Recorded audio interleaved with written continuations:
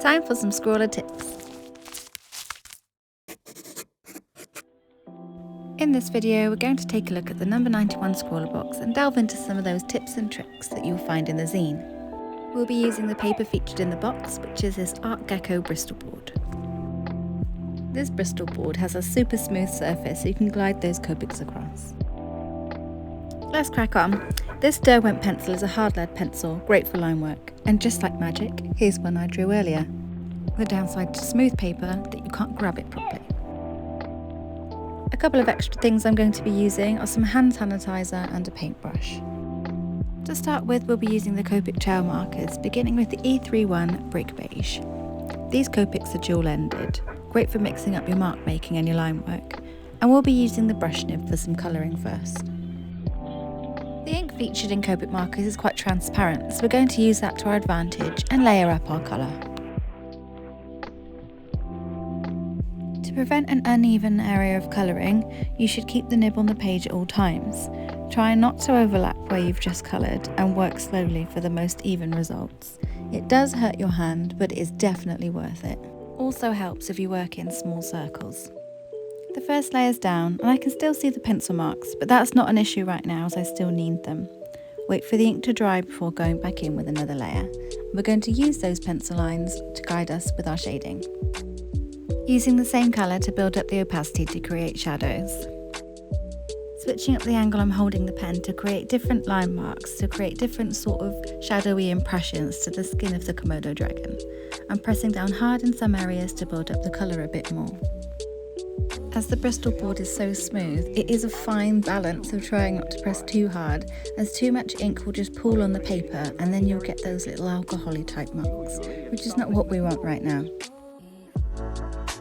Now we're going to add the violet colour. This one's called Mallow. This will create a new tint and saturate the shaded areas more so they're enhanced. Going in while the ink is still wet this time, because we're going to blend some areas out, so you still need that beige pen handy. It's best to blend while the ink is still wet, and we're going to feather the colour in, so we're going to sweep the colours into each other, using the lighter shade into the darker shade. By using this feathering technique, we're avoiding any harsh lines. Dotting in some colour on these final bits for some added interest. It's going to create a little bit of texture to the skin. So our base layers of colour have started to form some nice shape now. Let's add in the background colour and we're going to use the Mallow shade once again. So we want the first layer to be even, so we're going to use that same circling slow motions without lifting the pen off the page. And while the ink's still wet, I'm going to feather in some colour around the edge of the Komodo dragon, just to give it a little bit of depth.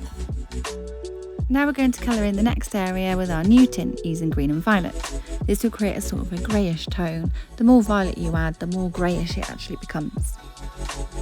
Working them together while the inks are still wet so I can properly blend them out. The brush tip is perfect for this bit as you can angle it to get a really fine point on one end. Perfect for that tongue. And she's really beginning to look like a Komodo dragon now. I want to make sure she's fully dry before going back in with anything else, and we put quite a bit of ink down on the page, so I'm going to leave it for a bit longer. So in the meantime, I'm just going to add a bit more visual details to the background using the green.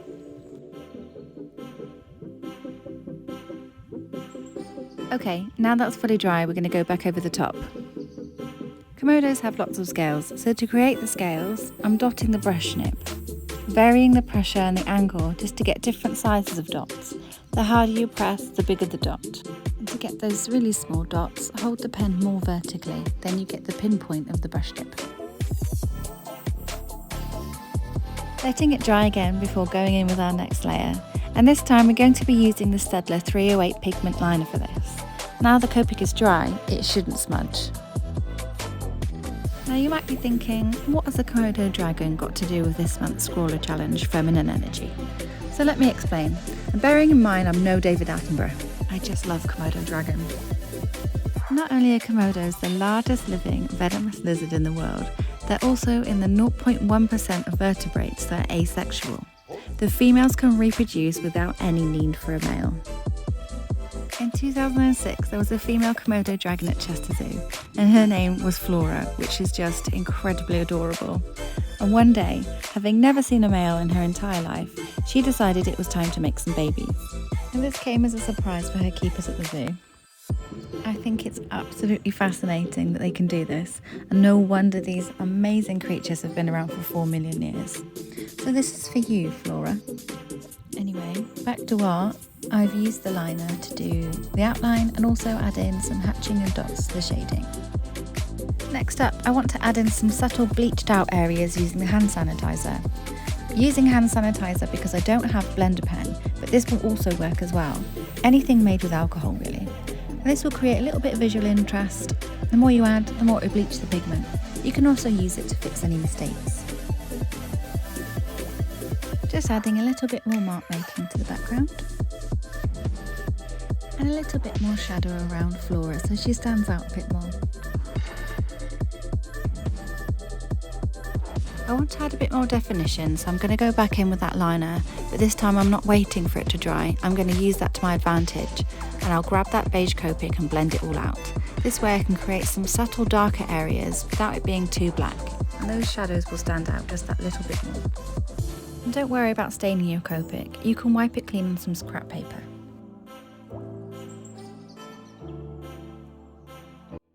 And here she is, complete with a little smudge because I'm messy, Flora the Komodo dragon.